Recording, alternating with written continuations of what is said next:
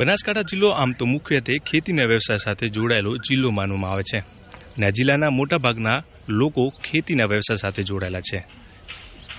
પરંતુ છેલ્લા ઘણા સમયથી જિલ્લાના અનેક તાલુકામાં સિંચાઈ માટે પાણીની મોટી સમસ્યા હોવાના કારણે મોટાભાગના ખેડૂતો ચોમાસા આધારિત જ ખેતી કરતા હોય છે. ત્યારે ધાનેરાના અનાપુર ગઢ ગામ પણ છેલ્લા 15 વર્ષથી સિંચાઈ માટે પાણીની મોટી મુશ્કેલીનો સામનો કરી રહ્યા છે.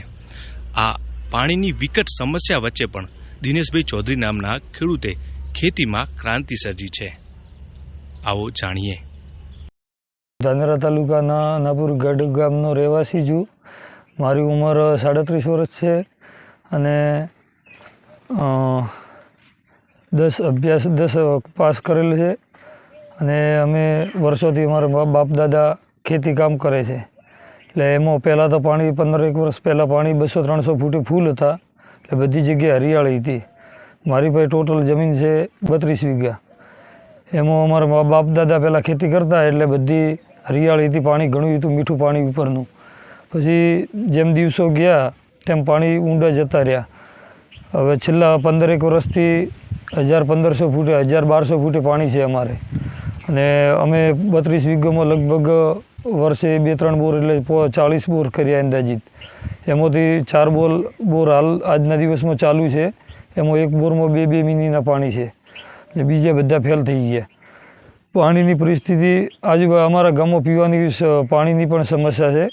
પીવાની એટલે બહુ અહીંયા અમારે પાણીની મોટી સમસ્યા છે આ વિસ્તારમાં.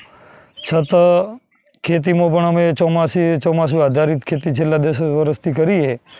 એટલે એમાં દિવસે દિવસે ખર્ચા વધી ગયા અને આવક ઘટી ગઈ હતી. પછી જેમ દિવસો ગયા પછી અમે થોડા આજુબાજુમાં ગયા અને જોયું તો ખેત તલાવડીની એવી બધી આઈડિયા. તો અમને આઈડિયા આવ્યો કે ભાઈ આપણે પાણી સંગ્રહ કરીએ, ઓછું પાણી છે એટલે પિયત ન થાય. એકબીજાના ખેડૂતના માર્ગદર્શનથી અમે ખેત તલાવડી બનાવી 50 બાય 50 20 ફૂટ ઊંડી. એમાં 4 બોરનું 1 બોરનું 2 મિનીનું પાણી છે. 4 કલાક ચાલે એ ખેત તલાવડીમાં સંગ્રહ કરીએ બધું પાણી અને પછી એકસાથે 3-4 દિવસે ખેતરમાં આપીએ ડ્રીપ ઇરિગેશન સિસ્ટમથી. પછી અમારે વચ્ચે 5 વર્ષ પાણીની સમસ્યાના લીધે સૂકોપડ વિસ્તાર છે એટલે આવક ઘટી. એના લીધે અમારે અમુક વ્યવસાય તરફ ખેડૂતો ખેતી બંધ કરવા મળ્યા. ખેતી છોડી અમુક બીજા વ્યવસાય તરફ વળ્યા. કોઈ પશુપાલન, બહાર મજૂરી કામ. આમ કરતાં અમને આઈડિયા આવી એટલે અમે નવું વાવેતર, નવી કોઈ ઓછા ખર્ચમાં વધારે ખેતી થાય, કઈ રીતે આવક થાય એની આઈડિયા લેવા માટે અમને સંપર્ક કર્યો કેવીકે ડીસાનો યોગેશ પવાર સાહેબનો. અને એમના માર્ગદર્શનથી અમે આ વર્ષે ટેટીનું વાવેતર, ટેટી અને શાકભાજીનું કરેલ છે. એટલે અમારે 6 વીઘામાં મેં ટેટીનું વાવેતર કર્યું છે. એમાં 2 લાખનો ખર્ચો થયો છે અને એની સામે 8 લાખની આવક થઈ છે અને હજુ આવક ચાલુ છે. કદાચ અંદાજિત હજુ ₹1 લાખ અંદાજ છે કે અમારે આવક થશે. કઈ રીતે ખેતી કરી છે?